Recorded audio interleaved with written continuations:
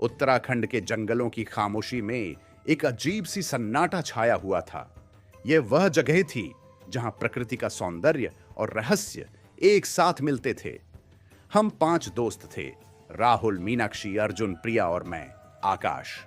हमने तय किया था कि इस बार की छुट्टियां हम जंगल में कैंपिंग करके बिताएंगे। हमने एक ऐसी जगह चुनी थी जो पर्यटकों से दूर, एकदम शांत और अछूती थी। जंगल के बीचों बीच एक छोटी सी झील थी, जिसके किनारे हमने अपना टेंट लगाया।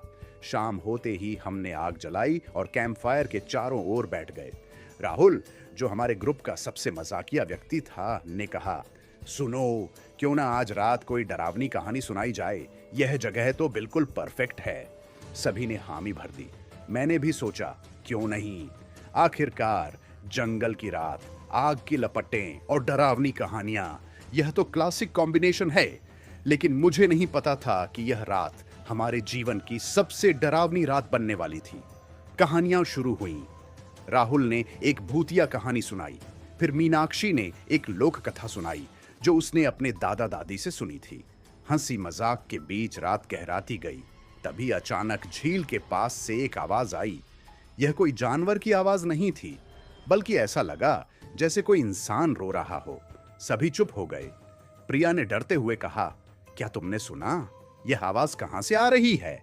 मैंने कहा, शायद कोई जानवर होगा, जंगल में तो ऐसी आवाजें आम हैं। लेकिन अर्जुन ने गंभीर होकर कहा, नहीं, यह कोई जानवर नहीं है। ये आवाज किसी इंसान की है। हम सभी की सांसें थम गईं। आग की लपटों की रोशनी में हमारे चेहरे पीले पड़ गए। तभी वह आवाज फिर से आई, और इस बार वह और जोर से थी। यह ऐसा लगा जैसे कोई महिला रो रही हो। मीनाक्षी ने डरते हुए कहा, हमें यहां से जाना चाहिए, यह जगह सुरक्षित नहीं है। लेकिन राहुल ने कहा, नहीं, हमें देखना चाहिए कि यह आवाज कहां से आ रही है। शायद किसी को मदद की जरूरत हो। हम सभी ने टॉर्च उठाई और आवाज की दिशा में चल पड़े। झील के किनारे पहुंचकर हमने देखा कि वहां कोई नहीं था, लेकिन आवाज अब भी आ रही थी, और यह ऐसा लग रहा था जैसे वह हमारे आसपास ही हो। तभी अचानक हमने एक महिला को देखा। वह झील के किनारे खड़ी थी। उसके बाल बिखरे हुए थे और वह सफेद साड़ी पहने हुई थी। उसका चेहरा हमारी ओर था, लेकिन उसकी आंखें बंद थीं। हम सभी स्तब्ध रह गए। यह कौन थी? वह यहां क्या कर रही थी? राहुल ने धीरे से पूछा, मैडम, क्या आप ठीक हैं? लेकिन उस महिला ने कोई जवाब नहीं दिया। वह बस वहीं खड़ी रही, जैसे वह हमारी दुनिया का हिस्सा ना हो। तभी अचानक उसकी आंखें खुल गईं और हमने देखा कि उसकी आंखें पूरी तरह से काली थीं। उसने एक ठंडी हवा का झोंका महसूस किया और वह महिला गायब हो गई। हम सभी डर के मारे वहां से भागे और टेंट में आ गए। लेकिन वह रात हमारे लिए एक नरक बनने वाली थी। उसके बाद से कुछ भी सामान्य नहीं था। कैंप फायर की लपटें अजीब तरह से बढ़ने लगीं और उनमें से एक अजीब सी गंध आने लगी। हमें लगा कि यह सिर्फ हमारा डर है, लेकिन जल्द ही हमें एहसास हुआ कि यह कुछ और ही था। रात के करीब 2 बजे हमने कैंप फायर के पास एक छाया देखी।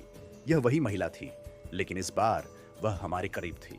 उसने अपना हाथ बढ़ाया और हमने देखा कि उसकी उंगलियां लंबी और काले नाखूनों वाली थीं। वह हमारी ओर बढ़ने लगी और हम सभी चिल्लाने लगे। हमने टेंट को बंद कर दिया, लेकिन वह आवाज बाहर से आती रही। वह महिला हमें बुला रही थी और उसकी आवाज में एक अजीब सी मिठास थी जो हमें बाहर आने के लिए मजबूर कर रही थी। सुबह होते ही हमने वहां से भागने का फैसला किया, लेकिन जैसे ही हमने अपना सामान उठाया, हमने देखा कि कैंप फायर की राख में कुछ लिखा हुआ है। यह एक संदेश था, तुम यहां से नहीं जा सकते।